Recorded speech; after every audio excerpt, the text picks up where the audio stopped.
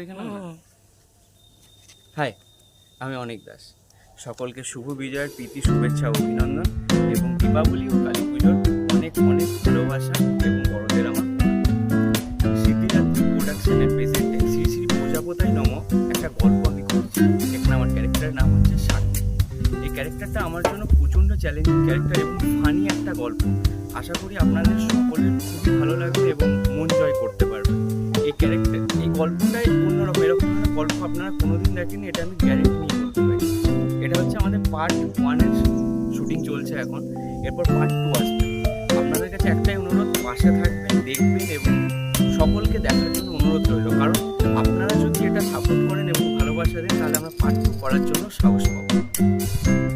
আচ্ছা, প্রোডাকশনটা তাদের সম্পর্কে কিছু বলো।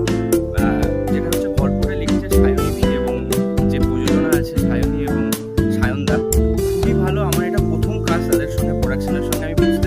আমি আমি নিজেও ভাবতে পারিনি যে আমি এতটা মিশে যেতে পারবো তাদের সঙ্গে এবং এত ভালো আমাকে গাইড করেছে এবং প্রত্যেকটা মুভমেন্টে আমি যেন ড্রেস ঠিকভাবে ক্যারি করি, আমি যেন নিজের কেয়ার করি, তার আগের দিন কীভাবে নিজেকে মেনটেন করা উচিত, এরকমভাবে গাইডনেস আমি এর আগে অনেক কাজ করেছি, সেখানে কোনো দিন পাইনি। এবং বলবো ফ্রেন্ডলি, মানে একদম ফ্রেন্ডলি, মানে প্রোডাকশন হয় না অনেক জায়গায় যে এটা করে নেবে, দেখে নেবো, এরকম ধরনের নয়। এবং খুবই ভালো লেগেছে। আমি চাই এদের সঙ্গে আরও কাজ করতে, কিন্তু আপনাদের ভালোবাসা এবং সাপোর্টটা দরকার তার জন্য। একদম। আর অনেকে বলে যে এনাদের সঙ্গে মানে সায়নীদের প্রোডাকশনে কাজ করলে নাকি আর্টিস্টকে অপমান করা হয়, আর্টিস্টকে খুব প্যাম্পার করা হয়, এই ধরনের, মানে যারা কাজ করতে চায়নি অ্যাকচুয়ালি তারা এই ধরনের কথাবার্তা বলে সরে গেছে। তা তুমি তো একদম প্রথম এই প্রোডাকশানে, তুমি বলো তো যে এই জিনিস কি এখনো পর্যন্ত তুমি মানে পেয়েছো সেই ধরনের কোনো কিছু ব্যবহার?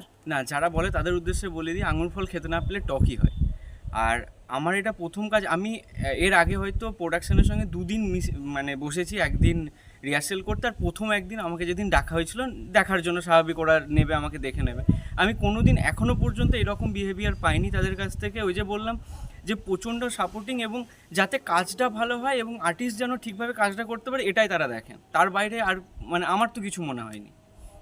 একদমই, থ্যাংক ইউ। আর তুমি আরেকটা কথা বলো, তুমি স্টার জলসায় বর্তমানে কোন সিরিয়ালে কাজ? স্টার জলসায় কম্পাস করছি এখন। তার আগে জি বাংলায় পুবের ময়না করেছি, জি বাংলায় মিত্তির বাড়ি করেছি, বান্টি নামের একটা ক্যারেক্টার ছিল।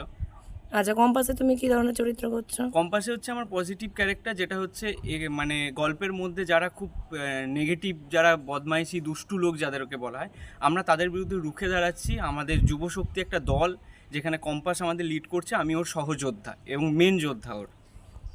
ওকে, তো আমি চাইবো যে তুমি আরও বেশি বেশি করে মেগা সিরিয়ালে কাজ করো এবং আমি চাইবো যাতে তোমাদের প্রোডাকশনে আরও কাজ করতে পারি। একদম। আচ্ছা, এখনো পর্যন্ত তো শুটিং শুরু হয়নি। না, এবার হবে।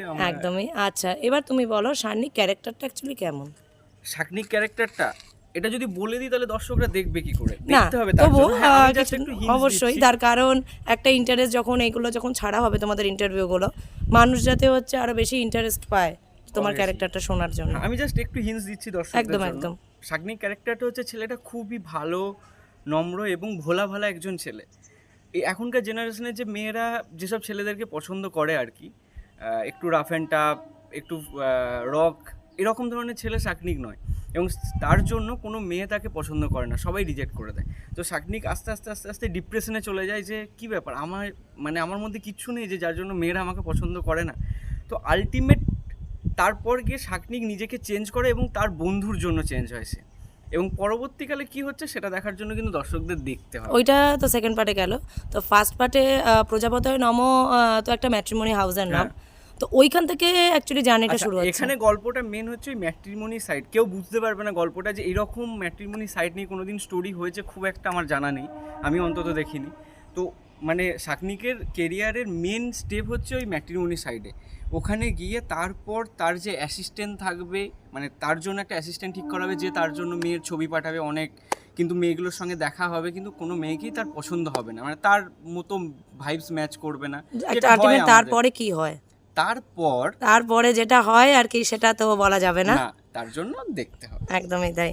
ওকে, থ্যাংক ইউ। মানে একদম আমরা শুটের ফাঁকে ফাঁকে কিন্তু আবার কিছু ইন্টারভিউ নেবো তোমার হিরোইন আর তোমার সাথে। ওকে, টাটা।